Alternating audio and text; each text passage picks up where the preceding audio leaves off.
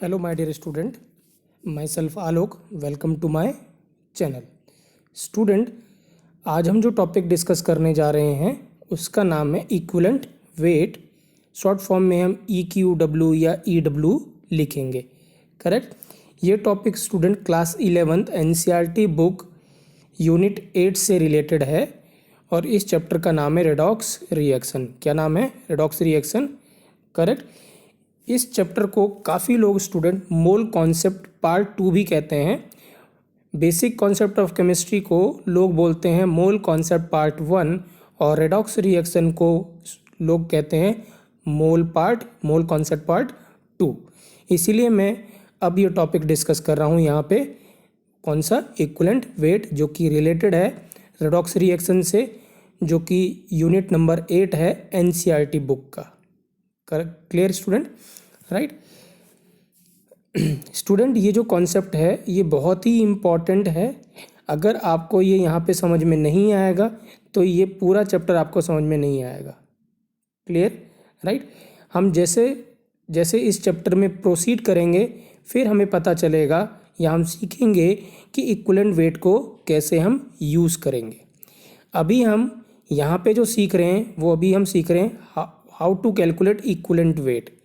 Later on when we proceed this chapter we will see how to use the equivalent weight। मतलब हम application सीखेंगे equivalent weight का, कहाँ पे हम इसको यूज़ कर सकते हैं। करेक्ट। मैं फिर स्टूडेंट दोबारा बता रहा हूँ, ये concept that is equivalent weight concept बहुत इम्पॉर्टेंट है। पूरा चैप्टर रेडॉक्स रिएक्शन का इसी कॉन्सेप्ट पे डिपेंड करता है। करेक्ट है। तो प्लीज़ इसको ध्यान से समझिएगा। कोई भी अगर आपको डाउट है तो प्लीज़ आप मुझे लिख सकते हैं। राइट। तो आइए स्टूडेंट स्टार्ट करते हैं इक्विवेलेंट वेट। तो स्टूडेंट, इक्विवेलेंट वेट की बेसिकली 2 डेफिनेशंस हैं। एक ओल्ड डेफिनेशन है और एक न्यू डेफिनेशन है। तो पहले हम डिस्कस कर रहे हैं ओल्ड डेफिनेशन और बाद में हम डिस्कस करेंगे न्यू डेफिनेशन। करेक्ट है। तो ओल्ड डेफिनेशन क्या कहती है student? It is a mass of an element or a compound or a ion which combines or displaces 1 gram of hydrogen or 8 gram of oxygen or 35.5 gram of chlorine। Correct. मैं repeat कर रहा हूँ, ये mass of element है या compound है या ion है इन ग्राम, जो कि कंबाइन होता है या डिस्प्लेस करता है 1 ग्राम हाइड्रोजन को, 8 ग्राम ऑक्सीजन को और 35.5 ग्राम क्लोरीन को। करेक्ट है। सो मैंने यहाँ पे यही मेंशन किया हुआ है। आइए देखते हैं। It is defined as mass of an element और अ कंपाउंड और आयन विच कंबाइंस और डिस्प्लेसेस 1 ग्राम ऑफ हाइड्रोजन और 8 ग्राम ऑफ ऑक्सीजन और 35.5 gram of chlorine. Correct student. यहाँ जो मास है वो मास किस में है? ग्राम में लेना है आपको। करेक्ट है। किस में कंसिडर करना है? ग्राम में। करेक्ट। सो स्टूडेंट, डेफिनेशन आपको क्लियर है। अब आइए इसके बिहाफ पे हम कुछ क्वेश्चन डिस्कस करते हैं। हमें equivalent weight of oxygen calculate करना है इन वाटर। करेक्ट है। सो हम ये जो डेफिनेशन हमने ऊपर मेंशन करी है उसके हेल्प से हम इक्विवेलेंट वेट कैलकुलेट करेंगे। राइट। तो अगर आप देखें वाटर में 2 ग्राम अगर हाइड्रोजन है तो 16 ग्राम क्या होगा? ऑक्सीजन। और डेफिनेशन क्या कहता है कि 1 ग्राम हाइड्रोजन से कंबाइन करना है। तो 2 ग्राम किससे कंबाइन कर रहा है? 16 ग्राम ऑक्सीजन से। तो 1 ग्राम हाइड्रोजन से कितना कंबाइन करेगा? 8 gram. So this means equivalent weight of oxygen कितना है? 8 gram. Correct. In water. Correct student. Next question है equivalent weight of oxygen in H2O2। Correct. तो यहाँ आप देख सकते हैं 2 ग्राम ऑफ हाइड्रोजन कंबाइन हो रहा है किससे? 32 ग्राम ऑफ ऑक्सीजन से। So this means 1 gram hydrogen किससे कंबाइन होगा? 16 ग्राम ऑक्सीजन से। This means equivalent weight of oxygen कितना होगा? 16। करेक्ट। तो आप स्टूडेंट इन दोनों क्वेश्चन से देख सकते हैं कि इक्विवेलेंट वेट हमने ऑक्सीजन का निकाला फर्स्ट क्वेश्चन में, वो कितना आया? 8। और इक्विवेलेंट वेट ऑक्सीजन का हमने कैलकुलेट किया सेकेंड क्वेश्चन में, वो कितना आया? 16। इसका मतलब सेम एटम का इक्विवेलेंट वेट डिफरेंट आ रहा है। करेक्ट है। सो इम्पॉर्टेंट लाइन है स्टूडेंट, ये मैंने यहाँ पे नोट में लिखा हुआ है इस बात को कि इक्विवेलेंट वेट किसी भी एलिमेंट का वो वेरी करता है कंपाउंड टू कंपाउंड, करेक्ट है, बट जो एटॉमिक वेट है या जो मॉलिकुलर वेट है वो हमेशा फिक्स्ड रहता है। तो कहने का ये मतलब है इक्विवेलेंट वेट वेरी कर सकता है, ठीक है, बट एटॉमिक वेट और मॉलिकुलर वेट क्या रहता है, फिक्स रहता है। तो please very very important line है, तो मैंने यहाँ पे ये लिखा हुआ है equivalent weight of any element can varies compound to compound but atomic weight and molecular weight is always fixed, correct है ना। क्योंकि यहाँ पे देखिए ऑक्सीजन है, जब वाटर में देख रहे हैं तो इक्विवेलेंट वेट कितना रहा है 8, और जब ऑक्सीजन का H2O2 में देख रहे हैं तो इक्विवेलेंट वेट कितना रहा है 16, करेक्ट है। सो वो वेरी कर सकता है कंपाउंड टू कंपाउंड, करेक्ट है ना, क्लियर है। बट वाटर का जो मॉलिकुलर वेट है वो हमेशा 18 रहेगा, चाहे वो कहीं भी रहे, करेक्ट है ना। H2O2 का जो मॉलिकुलर वेट है वो हमेशा 34 रहेगा, वो कहीं भी रहेगा, करेक्ट है ना, राइट। सिमिलरली ऑक्सीजन का जो एटॉमिक मास है वो हमेशा ही क्या होगा, ऑलवेज क्या रहेगा 16, वो चाहे किसी भी कंपाउंड में प्रेजेंट हो, but equivalent weight can vary compound to compound. I hope student ये लाइन आपको क्लियर होगा। Next question student, equivalent weight of carbon in CO2, correct. तो आप यहाँ पे देखिए 32 ग्राम ऑफ ऑक्सीजन है जो कंबाइन हो रहा है किससे, 12 ग्राम ऑफ कार्बन से, तो 8 ग्राम से कितना कंबाइन होगा 3 ग्राम, करेक्ट है। So this means equivalent weight of carbon कितना है 3 ग्राम, करेक्ट है ना। सिमिलरली हमें कैलकुलेट करना है equivalent weight of carbon in C2H4। सो यहाँ देख सकते हैं हम 4 ग्राम ऑफ हाइड्रोजन से कितना कंबाइन हो रहा है 24 ग्राम ऑफ कार्बन, क्योंकि यहाँ पे कार्बन के कितने एटम है 2, तो अगर हम ग्राम में वेट लेंगे तो कितना आएगा 24 ग्राम। सो दिस मीन्स 1 ग्राम से कितना कंबाइन होगा 6 ग्राम, तो यहाँ इक्विवेलेंट वेट कार्बन का कितना है 6 ग्राम। तो आप देख सकते हैं स्टेटमेंट, हम इक्विवेलेंट वेट कार्बन का देख रहे हैं जब CO2 में तो कितना आ रहा है 3 ग्राम, उसी कार्बन का हम इक्विवेलेंट वेट देख रहे हैं जब C2H4 में तो कितना आ रहा है 6 ग्राम, करेक्ट है। सो मैं फिर से बोल रहा हूँ, equivalent weight of an atom और ऑफ एन एलिमेंट और किसी भी सब्सटेंस की बात करें अगर हम, तो वो वेरी कर सकता है compound to compound, but atomic mass और मॉलिकुलर मास या मॉलिकुलर वेट हमेशा क्या रहेगा, सेम रहेगा, करेक्ट स्टूडेंट। आई होप आपको क्लियर हो गया अभी लास्ट 2 एग्जाम्पल से। नेक्स्ट क्वेश्चन है equivalent weight of Na in NaCl। तो स्टूडेंट क्या डेफिनेशन थी इक्विवेलेंट वेट की, अगर देखें हम इक्विवेलेंट वेट की थी डेफिनेशन की 1 ग्राम हाइड्रोजन से कंबाइन हो या डिस्प्लेस करे, या 8 ग्राम ऑफ ऑक्सीजन से, या 35.5 ग्राम ऑफ क्लोरीन से, करेक्ट। तो आप देख सकते हैं यहाँ पे 35.5 ग्राम ऑफ क्लोरीन से सोडियम कितना कंबाइन करेगा 23 ग्राम, क्योंकि एक ही एटम है सोडियम का, ठीक है ना। तो अगर हम ग्राम में वेट लिखेंगे तो कितना आएगा, ग्राम एटॉमिक वेट कितना आएगा 23 gram. So this means equivalent weight of sodium कितना आएगा 23 ग्राम ही आएगा, क्योंकि एज पर डेफिनेशन यही कहता है कि कितना कोई सब्सटेंस कंबाइन कर सकता है 35.5 ग्राम ऑफ क्लोरीन से, तो वो कितना ग्राम सोडियम कंबाइन कर रहा है 23 gram, correct. Next equivalent weight of zinc in the reaction, Zn plus H2SO4 give ZnSO4 plus H2। Student यहाँ पे मैं एक इम्पॉर्टेंट बात बता रहा हूँ आपको कि जब कभी भी अगर किसी भी एलिमेंट का या किसी भी सब्सटेंस का आपको इक्विवेलेंट वेट कैलकुलेट करने का आएगा और रिएक्शन गिवन होगी, तो सबसे पहले काम है उस रिएक्शन को आपको कंप्लीट बैलेंस्ड करना है, तब आप उसके बाद उसका इक्विवेलेंट वेट कैलकुलेट करेंगे। विदाउट बैलेंसिंग अगर आपने इक्विवेलेंट वेट कैलकुलेट कर दिया तो आंसर आपका रॉन्ग होगा, करेक्ट है ना, क्लियर है। तो इस बात को ध्यान रखिएगा। सो ये ऑलरेडी बैलेंस है reaction, Zn plus H2SO4 give ZnSO4 plus H2। तो आप देख सकते हैं यहाँ पे 1 मोल ऑफ जिंक कंबाइन हो रहा है किससे, 1 मोल ऑफ H2SO4 से। अब 1 मोल H2SO4 में कितने मोल ऑफ हाइड्रोजन है, 2 मोल ऑफ हाइड्रोजन है। So this means 1 mole of zinc combines with 2 mole of hydrogen, therefore 65.4 gram of zinc, एक कार्बन के जिंक के 1 मोल का मास जो है that is gram atomic mass कितना होता है 65.4 ग्राम। तो 65.4 gram of zinc combines with 2 gram of hydrogen, क्योंकि 2 मोल ऑफ हाइड्रोजन का वेट कितना होगा 2 gram. So this means as पर डेफिनेशन कितना होना चाहिए था, 1 ग्राम से कितना कंबाइन हो रहा है या डिस्प्लेस कर रहा है, तो 1 ग्राम ऑफ हाइड्रोजन कितना displace bye 65.4 divide by 2। So this means equivalent weight of जो जिंक आएगा स्टूडेंट वो क्या आएगा 65.49 divide by 2 that is 32.7। Correct. I hope student आपको समझ में आ रहा होगा, क्लियर है। डेफिनेशन याद रखना है कि किसी भी सब्सटेंस का 1 ग्राम हाइड्रोजन या 8 ग्राम ऑफ ऑक्सीजन या 35.5 ग्राम ऑफ क्लोरीन से को कंबाइन करता है या डिस्प्लेस करता है, उस वेट को हम क्या कहते हैं, equivalent weight of that substance. Correct है ना। तो इस क्वेश्चन में आप देख सकते हैं सोडियम यहाँ पे कंबाइन हो रहा किससे, 23 ग्राम सोडियम कंबाइन हो रहा है 35.5 ग्राम से। करेक्ट है। वेट हमेशा स्टूडेंट यहाँ पे ग्राम लेना है, मतलब आपको हमेशा ग्राम एटॉमिक मास कंसीडर करना है किसी भी एलिमेंट का।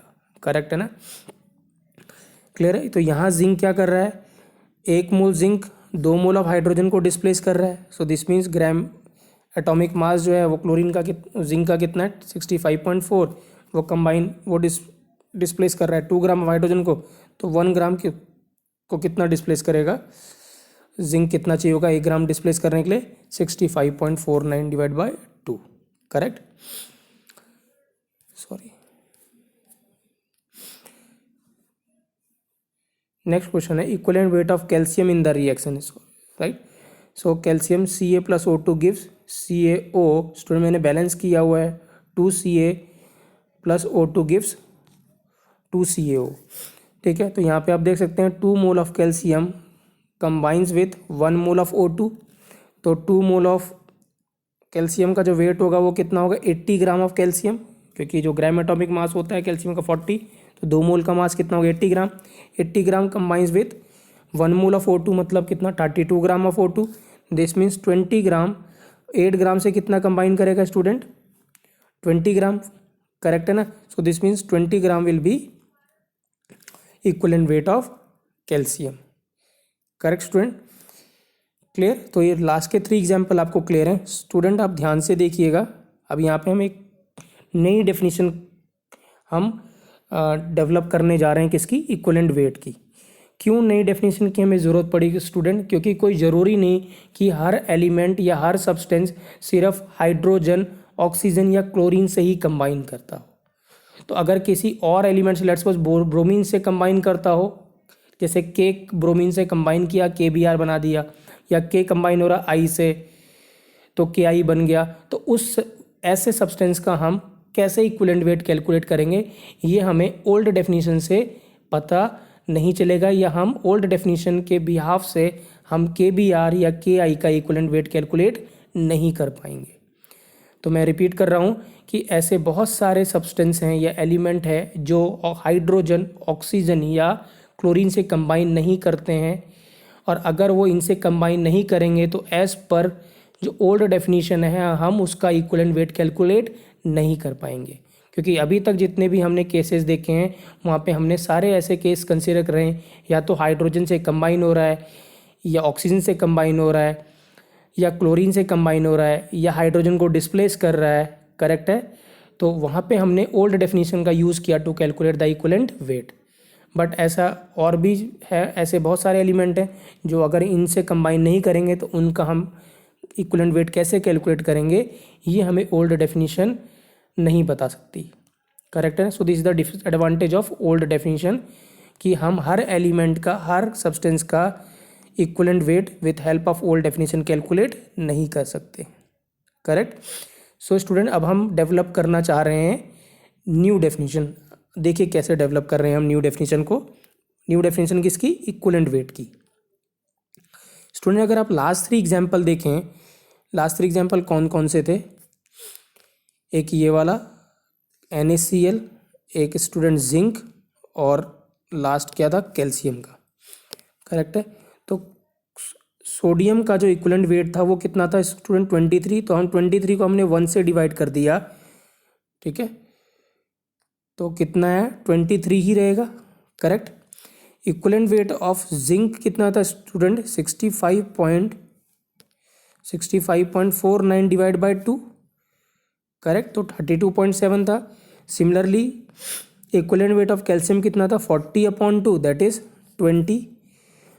तो स्टूडेंट अगर आप ध्यान से देखें 23, 65.49 और 40 are gram atomic mass of sodium, zinc और कैल्शियम, क्योंकि जो 23 है वो ग्राम एटॉमिक मास है किसका, ग्राम किसका, सोडियम का, 65.49 है ग्राम एटॉमिक मास किसका, जिंक का, और 40 ग्राम जो है ग्राम एटॉमिक मास है कैल्शियम का। करेक्ट है ना। और अगर आप ध्यान से देखें जो यहाँ डिनोमिनेटर में है वो क्या क्या है 1, 2 और 2। सो जो 1, 2 और 2 है स्टूडेंट, इसको हम क्या कहेंगे एन फैक्टर, क्या कहेंगे एन फैक्टर अब से। करेक्ट है, जिससे हमने इसको डिवाइड किया है। करेक्ट है, हमने ग्राम एटॉमिक मास को डिवाइड किया 1 से इन सोडियम, 2 से इन जिंक और कैल्शियम को भी 2 से। सो ये जो हमने लिखा है 1, 2 और 2, इसको हम आज से क्या कहेंगे एन फैक्टर, शॉर्ट फॉर्म में एन एफ लिखते हैं। करेक्ट, क्या लिखते हैं एन एफ। और यहाँ पे मैंने वही लिखा है and number by which we divided atomic weight that is 1, 2, 2 are known as n factor. Very very important student, क्या है एन फैक्टर, ये पूरे क्लास 11 क्लास 12 में चलेगा। ठीक है, ये बहुत इंपॉर्टेंट है एन फैक्टर। आपको एन फैक्टर कैलकुलेट करना आना चाहिए। अगर आप एन फैक्टर कैलकुलेट कर सकते हैं तो आप इजीली रेडॉक्स रिएक्शन को समझ सकते हैं और सारी problem related to equivalent weight आप सॉल्व कर लेंगे। करेक्ट, तो it's very important that you should know how to calculate the N factor of any element या any substance. Correct, clear student, right. So ये 1, 2, 2 को हम क्या कहेंगे एन फैक्टर। सो स्टूडेंट अब हम न्यू डेफिनेशन डेवलप कर रहे हैं। क्या है equivalent weight is equal to, very very important, जितने वेरी लगाएं स्टूडेंट उतने कम है। ठीक है ना, करेक्ट है। तो equivalent weight is equal to, ये न्यू डेफिनेशन है, equivalent weight is equal to molecular weight, और अगर मॉलिक्यूल है तो मॉलिक्यूलर वेट, एटम है तो एटॉमिक वेट, और आयन है तो आयनिक वेट को डिवाइड कर देना है किससे एन फैक्टर से, तो वो जो आएगा वो क्या होगा इक्विवेलेंट वेट। करेक्ट है, मैं रिपीट कर रहा हूँ, अगर कोई मॉलिक्यूल है या कंपाउंड है तो उसका weight divide by N factor is equivalent weight of compound और मॉलिक्यूल। अगर कोई एटम है तो atomic weight divide by N factor is equivalent weight of that atom. अगर कोई आयन है तो ionic weight divide by N factor is equivalent weight of that ion. Correct, इसका मतलब स्टूडेंट हमें मॉलिक्यूलर वेट, एटॉमिक वेट या आयनिक wait निकालना आता है। करेक्ट है, हमने पहले सीखा था मोल कॉन्सेप्ट में पार्ट 1 में, that is basic concept of chemistry में। अगर हम एन फैक्टर कैलकुलेट सही से कर सकते हैं, कर पाएंगे, so this means we can easily calculate equivalent weight. तो इसका मतलब सब कुछ हमें अब क्या सीखना है कैलकुलेशन ऑफ एन फैक्टर। अगर हम एन फैक्टर सही से कैलकुलेट कर पाए करेक्टली तो हम करेक्टली कैलकुलेट कर सकते हैं इक्विवेलेंट वेट। करेक्ट है, इसीलिए मैं बार बार इंपॉर्टेंट बोल रहा हूँ कि n factor calculation is very very important, ये आपको आना चाहिए। ठीक है, करेक्ट स्टूडेंट। अब आइए जो एन फैक्टर के बारे में थोड़ा सा बात करते हैं। स्टूडेंट जो एन फैक्टर है वो डिपेंड करता है नेचर ऑफ सब्सटेंस पे। किस पे डिपेंड करता है, नेचर ऑफ सब्सटेंस पे। जैसे एन फैक्टर जो एसिड होगा तो एसिड का जो एन फैक्टर होता है स्टूडेंट उसको हम बेसिसिटी बोलते हैं। एन फैक्टर ऑफ जो बेस होता है उसको एसिडिटी बोलते हैं। करेक्ट है, एन फैक्टर अगर किसी आयन का हमें बताना है तो उसको हम चार्ज कहते हैं। अगर एन फैक्टर हमें किसी एटम का बताना है तो हम उसको वैलेंसी कहते हैं। करेक्ट है ना। सो एन फैक्टर डिपेंड करता है नेचर ऑफ सब्सटेंस पे। करेक्ट है, और एन फैक्टर सेम सब्सटेंस का सेम भी हो सकता है और डिफरेंट भी हो सकता है। करेक्ट है, वो डिपेंड करेगा क्वेश्चन टू क्वेश्चन में, अभी हम देखेंगे। करेक्ट है, clear. So this means n factor क्या होगा, वेरी कर सकता है। तो अगर एन फैक्टर वेरी कर सकता है किसी सेम सब्सटेंस का, दिस मीन्स उसी सेम सब्सटेंस का इक्विवेलेंट वेट भी क्या आ सकता है, डिफरेंट हो सकता है। करेक्ट, क्लियर है। तो मैंने यहाँ पे वही मेंशन किया स्टूडेंट, ये बहुत इंपॉर्टेंट है। N factor depends upon the nature of a substance and n factor of same substance and n factor of same substance can be different in different questions। Correct है ना, question to question depend करेगा। Hence अगर n factor student different आएगा so this means equivalent weight भी different होगा, hence equivalent weight of same substance can be different, right, वो different हो सकता है। Correct student. तो इक्वलेंट वेट स्टूडेंट हमें कैलकुलेट किस किस का करना है? इक्वलेंट वेट हमें कैलकुलेट करना है एटम या आयन का, फिर कैलकुलेट करना है इक्वलेंट वेट ऑफ सॉल्ट का, फिर कैलकुलेट करना है इक्वलेंट वेट ऑफ एसिड का, then equivalent weight of base का, and then equivalent weight of oxidising agent और रिड्यूसिंग एजेंट। करेक्ट है ना? करेक्ट है, क्योंकि हमें पढ़ना क्या है? Redox reaction. रेडॉक्स का मतलब जिस रिएक्शन में रिडक्शन और ऑक्सीडेशन हो रहा हो उसको क्या बोलते हैं हम? Redox reaction. तो हमें रेडॉक्स रिएक्शन का एन फैक्टर कैलकुलेट करना आना चाहिए। इसका मतलब हमें एन फैक्टर कैलकुलेट करना पड़ेगा ऑक्सीडाइजिंग एजेंट और रिड्यूसिंग एजेंट का। करेक्ट है। तो आइए अब हम एक एक करके डिस्कस करते हैं how to calculate n factor of different substance. Correct है। सो पहला सब्सटेंस स्टूडेंट जो मैंने पहला लिया हुआ है, फर्स्ट लिया हुआ, equivalent weight of E W का means equivalent weight student, equivalent weight of atom और आयंस।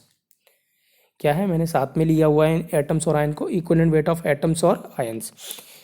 तो एटम का इक्वलेंट वेट की क्या डेफिनेशन है? Equivalent weight of atom is equal to atomic weight. Student याद रखेंगे ग्राम एटॉमिक वेट की बात कर रहा हूँ मैं, तो अब मैं रिपीट नहीं करूँगा। एटॉमिक वेट मतलब आपको हमेशा क्या लेना है? Gram atomic weight. M U में नहीं लेना है। मैंने पहले ही बोला था एम यू कॉन्सेप्ट क्या है? थ्योरेटिकल कॉन्सेप्ट है। अब हम हमेशा किसकी बात करेंगे? ग्राम एटॉमिक मास की। करेक्ट है, या ग्राम मॉलिकुलर मास की। सो आपको क्या लेना है? एटॉमिक वेट को डिवाइड कर देना है किससे? वैलेंसी ऑफ एन एटम से। So this means n factor of an atom, repeat कर रहा हूँ, N factor of an atom, please लिख लीजिएगा, इज इक्वल टू वैलेंसी। क्या है? N factor of atom is equal to क्या है? वैलेंसी। करेक्ट। सिमिलर स्टूडेंट, अगर आपको इक्वलेंट वेट आयन का कैलकुलेट करने को आएगा तो आपको क्या करना है? आयनिक का वेट लेना है, मतलब आयंस का वेट लेना है, या आयनिक लिखा हुआ, मेक इट एन आयन, या आयनिक वेट डिवाइड बाय क्या करना है? चार्ज ऑफ आयन से करना है डिवाइड। किससे करना है? चार्ज ऑफ आयन से। दिस मीन्स जो आयन का है, आयन का जो एन फैक्टर है वो किसके बराबर है? चार्ज के बराबर, इज इक्वल टू चार्ज। मैं रिपीट कर रहा हूँ, N factor of atom, please mention it. हाँ, N factor of atom is equal to क्या? Valency, and N factor of ion is equal to its charge. Correct है। तो wait divide by क्या कर देना है? वैलेंसी, या वेट डिवाइड बाय क्या कर देना है? चार्ज। आई होप स्टूडेंट आपको क्लियर हुआ होगा। चलिए क्वेश्चन डिस्कस करते हैं। कैलकुलेट इक्वलेंट वेट ऑफ के, that is potassium, Mg magnesium, Al aluminium, F fluorine, NH hydrogen. Correct. आइए करते हैं। ये सब क्या है? एटम है स्टूडेंट। तो अगर एटम है तो फॉर्मूला कौन सा लगाएंगे हम? यूज करेंगे एटॉमिक वेट अपॉन वैलेंसी। ठीक है। सो पोटेशियम कितना एटॉमिक वेट कितना? 39 अपॉन पोटेशियम की वैलेंसी कितनी स्टूडेंट? 1। तो आंसर कितना रहेगा? 39। मैग्नीशियम का एटॉमिक वेट कितना स्टूडेंट? 24। मैग्नीशियम की वैलेंसी 2, तो आंसर कितना होगा? 12। एल्युमिनियम का वेट 27, एल्युमिनियम की वैलेंसी कितनी स्टूडेंट? 3, तो आंसर कितना होगा? 9। हाइड्रोजन का वेट 1 और हाइड्रोजन की वैलेंसी 1, तो आंसर कितना होगा? 1। करेक्ट है। मैं यहाँ फ्लोरीन भूल गया हूँ, तो आप फ्लोरीन का लिख लीजिएगा। फ्लोरीन कितना वेट होता है student? Fluorine is around 38, right. और तो 38 डिवाइड बाय फ्लोरीन की वैलेंसी कितनी होती है? 1। तो फ्लोरीन का एटॉमिक वेट, सॉरी, फ्लोरीन का इक्विवेलेंट वेट कितना आएगा? 39। Correct student? नहीं स्टूडेंट, मैंने रॉन्ग कह दिया। फ्लोरीन का इक्विवेलेंट वेट होगा 19 के अराउंड। कितना होगा? 19 के अराउंड। तो 19 डिवाइड बाय 1 कितना होगा? फ्लोरीन का इक्विवेलेंट वेट आएगा। करेक्ट है। तो प्लीज़ आप करेक्ट कर लीजिएगा जो मैंने ही बोला था। Atomic weight of fluorine is 19। तो 19 divide by what student? 1, that is क्या होगा? Equivalent weight. Correct student? 18, right. Next student, equivalent weight of ions. Correct. अब इक्विवेलेंट वेट ऑफ, यहाँ आयन है, आयन का इक्विवेलेंट वेट का मतलब फॉर्मूला कौन सा लगाएंगे स्टूडेंट? आयन का wait divide bye it's charge. तो यहाँ पे कौन कौन से आयन है? कार्बोनेट। ठीक है, आइए डिस्कस करते हैं। फर्स्ट स्टूडेंट क्या है, कार्बोनेट CO3 2 माइनस आयन को क्या बोलते हैं, कार्बोनेट। तो आयन का वेट कितना होगा, कार्बन एटम कितने 1 12 इंटू ऑक्सीजन कितना 3 इंटू 16, तो वेट कितना आएगा 60। और चार्ज कितना है स्टूडेंट 2। स्टूडेंट हमेशा चार्ज का मैग्नीट्यूड लेना है आपको, राइट, प्लस माइनस नहीं लेना है आपको, ऑलवेज क्या कंसिडर करना है मैग्नीट्यूड ऑफ चार्ज लेना है, करेक्ट है ना। सो दिस मीन चार्ज कितना है स्टूडेंट 2, सो दिस मीन्स कितना होगा 60/2, आंसर कितना आएगा 30। Phosphate next is PO4 3 minus, phosphate का जो वेट आया होगा स्टूडेंट कितना होगा 95, और चार्ज कितना है स्टूडेंट 3 माइनस, तो हमें मैग्नीट्यूड लेना है कितना 3, तो आंसर कितना होगा 31.66। Sulphate, right, sulphate SO4 2 minus, तो वेट कितना होगा सल्फेट का 96, चार्ज कितना स्टूडेंट यहाँ पे 2 है, तो मेक इट करेक्ट स्टूडेंट, यहाँ पे मैंने 4 लिखा हुआ है, आप कितना लिखेंगे 2, करेक्ट। सो कितना होगा चार्ज इज इक्वल टू 2, तो 96/2 दैट इज आंसर कितना होगा स्टूडेंट 48, कितना आंसर आएगा 48, correct. So equivalent weight of sulphate ion is 48, make it correct student, I have mention 24, correct, clear है। तो ये आंसर रॉन्ग है, आप इसको सही कर लीजिएगा। यहाँ कितना आएगा 2 और आंसर कितना हो जाएगा 48, correct. Next is ClO3 minus, ClO3 minus is chlorate ion, तो क्लोरेट आयन का जो वेट कैलकुलेट करेंगे वो कितना आएगा 83.5, और चार्ज कितना है स्टूडेंट 1 या -1, तो मैग्नीट्यूड है 1, तो कितना आएगा 83.5, करेक्ट है ना। वेट निकालना आता है स्टूडेंट, अगर आपको फॉस्फेट आयन का अगर हमें वेट निकालना है तो क्या होगा वेट, फॉस्फोरस कितना है तो 1 इंटू कितना 31, प्लस स्टूडेंट कितना 4 इंटू कितना 16, तो आंसर कितना होगा 95, करेक्ट है ना। और चार्ज कितना है 3 माइनस, तो 3 लेंगे तो आंसर कितना होगा 31.66, correct. Next student calculate the equivalent weight of ion Cu2 plus Hg plus Hg2 plus Al3 plus Ba2 plus, correct student. तो यहाँ पे क्या है Cu2 प्लस, तो इसका वेट दैट इज 63.5 अपॉन कितना 1, आंसर कितना मिलेगा 63.5। Cu2 प्लस कॉपर का weight is 63.5 divide by 2 31.75। Hg plus 1 that is Hg का weight 200.59 divide by 1 200.59। Hg2 plus weight is 200.59 divide by 2 that is 100.29। Al3 plus 27 divide by 3 that is 9, correct student. Barium 137.32 divide by 2 that is 68.66, correct student, right, clear है student, right. आपको given होगा student atomic wait आपको given होगा, clear है, right. Question जब आपको exam में किसी एग्जाम में आप क्वेश्चन कर रहे होंगे तो आपको इक्विवेलेंट एटॉमिक वेट मरकरी का, कॉपर का, जिंक का, आयरन का, इन सब का गिवन होगा।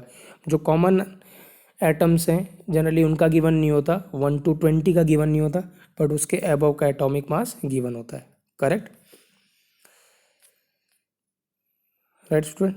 नेक्स्ट है स्टूडेंट सेकंड है, अब हम डिस्कस करने जा रहे हैं equivalent weight of a salt. क्या डिस्कस कर रहे हैं, equivalent weight of a salt.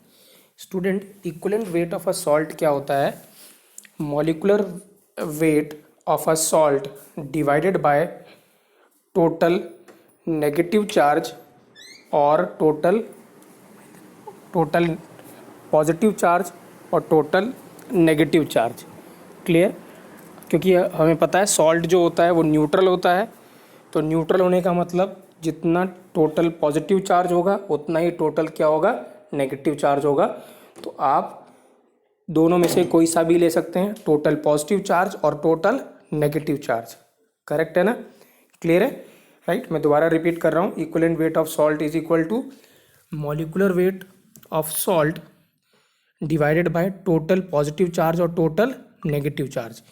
Salt electrically neutral होता है, तो न्यूट्रल का तभी होगा जब sum of positive charge is equal to क्या होगा सम ऑफ नेगेटिव चार्ज। तो आपको हमेशा क्या करना है, या तो पॉजिटिव चार्ज का टोटल लेना है या टोटल नेगेटिव चार्ज लेना है। मैंने पहले बोला था आपको सिर्फ मैग्नीट्यूड लेना है चार्ज का, करेक्ट स्टूडेंट। तो आई स्टूडेंट फॉर्मूला आपको क्लियर होगा, इक्विवेलेंट वेट ऑफ सॉल्ट क्या है, करेक्ट, करेक्ट स्टूडेंट। आइए अब क्वेश्चन डिस्कस करते हैं। फर्स्ट क्वेश्चन है calculate the equivalent weight of salt Mg3PO4 whole twice. Mg3PO4 whole twice का क्या नाम होगा स्टूडेंट? Magnesium phosphate, right. और फिर है Al2SO4, right, Al2SO4 whole thrice, that is aluminium, aluminium sulphate, Na3PO4 sodium phosphate, ZnSO4 zinc phosphate, KCl potassium chloride. Correct student, right. आइए discuss करते हैं। पहले हम मैग्नीशियम फॉस्फेट का डिस्कस कर रहे हैं। Magnesium phosphate is Mg3PO4 whole twice. अब फार्मूला क्या है स्टूडेंट इक्विवेलेंट वेट का? Molecular weight of salt. तो स्टूडेंट यहाँ पे जो m है वो क्या है? मॉलिकुलर वेट ऑफ सॉल्ट है, राइट। तो m डिवाइड बाय क्या है? सम ऑफ पॉजिटिव चार्ज या सम ऑफ नेगेटिव चार्ज, मतलब टोटल पॉजिटिव चार्ज और टोटल नेगेटिव चार्ज। तो हमें पता है mg के ऊपर कितना चार्ज होता है स्टूडेंट? +2, ठीक है। तो mg कितने हैं आयन्स हैं? 3, तो टोटल चार्ज कितना हुआ? +6 पॉजिटिव चार्ज। सेम अगर फॉस्फेट की बात करें स्टूडेंट, अभी हमने देखा था फॉस्फेट आयन पे कितना चार्ज होता है? 3- का। तो यहाँ क्या करें? 3 × 2 कितना हो जाएगा? 6, और यहाँ कितना है? -6।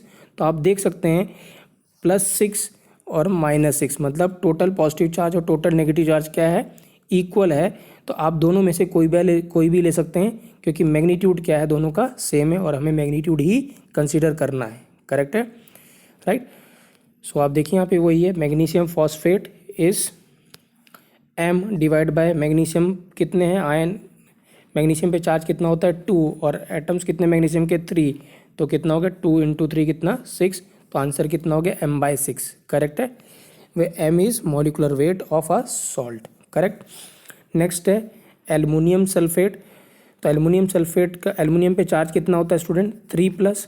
तो चार्ज कितना है? 3 का, और एटम्स कितने हैं? 2, तो कितना हो गया? 6। सिमिलरली सल्फेट पे कितना चार्ज होता है? -2 का हमें पता है। तो एटम कितने हैं? तो 2 × कितना है? सल्फेट 3, तो कितना हो गया यहाँ पे? 6, यहाँ पे कितना? +6, यहाँ पे -6। तो आप यहाँ भी देख सकते हैं सम ऑफ पॉजिटिव चार्ज और is equal to sum of negative charge. Correct. तो n फैक्टर कितना होगा स्टूडेंट? 6। तो आंसर कितना होगा? m/6। करेक्ट है ना। सिमिलरली Na3PO4 वो क्या होगा? m divide bye Na3PO4 sodium पे चार्ज कितना होता है? +1, और सोडियम है कितने? 3, तो कितना हो गया? +3। तो आंसर कितना होगा? m/3। करेक्ट है। फॉस्फेट एक ही आयन है स्टूडेंट, और फॉस्फेट पे कितना चार्ज होता है? -3। तो आप देख सकते हैं +3 और -3 मैग्नीट्यूड क्या है? सेम है। तो आंसर कितना होगा? m/3। Zinc sulphate student, zinc पे कितना चार्ज होता है? +2 का। सल्फेट पे कितना होता है? -2 का। तो आप देख सकते हैं एक ही जिंक आयन है और एक ही सल्फेट आयन है।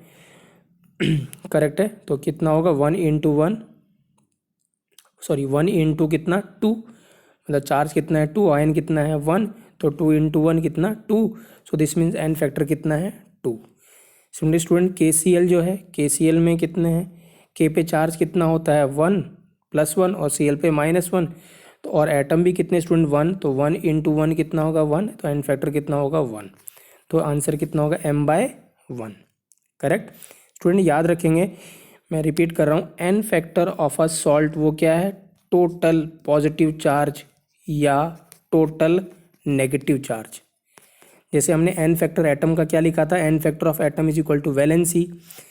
n फैक्टर किसका? आयन का क्या लिखा था? n factor of ion is equal to charge.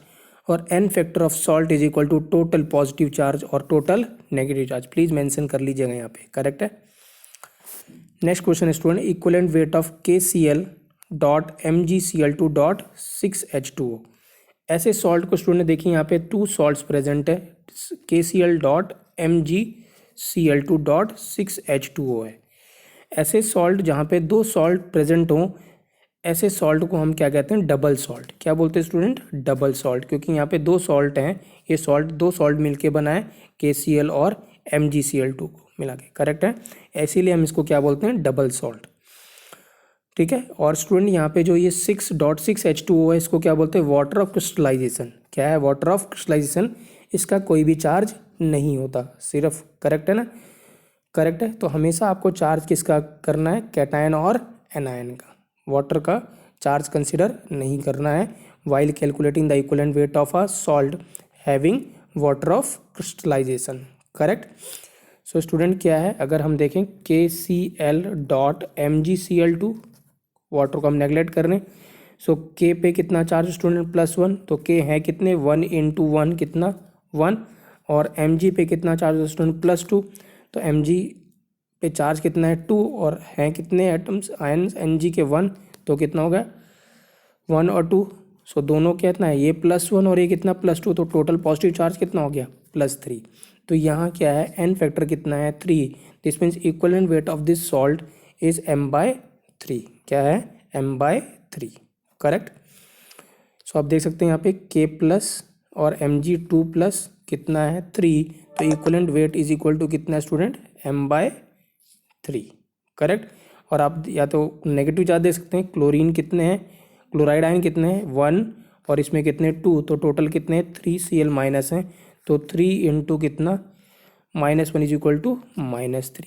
तो पॉजिटिव चार्ज और नेगेटिव चार्ज दोनों सेम है. करेक्ट है ना.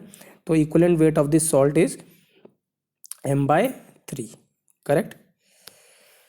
नेक्स्ट स्टूडेंट है equivalent weight of FeSO4 dot NH4 whole twice SO4 dot 6H2O. Correct. Clear है. तो अब आप देखिए यहाँ पे अगर हम पॉजिटिव चार्ज की बात करें, Fe है सल्फेट के साथ है, तो Fe पे चार्ज कितना होगा +2, और एमोनियम सल्फेट है स्टूडेंट, एमोनियम जो आयन है उस पर चार्ज कितना होता है +1, तो Fe आयन कितने हैं 1, तो 1 इंटू 2 प्लस कितना एमोनियम आयन कितने स्टूडेंट 2, और चार्ज कितना है 1, तो टोटल कितना आंसर हो गया 4. तो n फैक्टर कितना होगा इसका 4. This means equivalent weight is equal to m/4. Correct. आप नेगेटिव चार्ज देख सकते हैं, सल्फेट आयन कितने हैं SO4 और SO4, तो -2 तो सल्फेट आयन है 2 और चार्ज भी कितना है -2, तो आंसर कितना हो गया -4. तो मैग्नीट्यूड क्या है सेम है, तो हमें तो मैग्नीट्यूड लेना है, तो इक्विवेलेंट वेट क्या हो जाएगा m/4.